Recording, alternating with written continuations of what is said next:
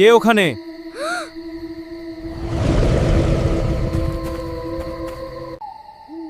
ভাইয়া, আমার খুব ভয় করছে। ভয় নেই ছোট বন্ধু, আমি এসে গেছি। ভয় পেও না, আমি তোমাদের সাহায্য করতে এসেছি।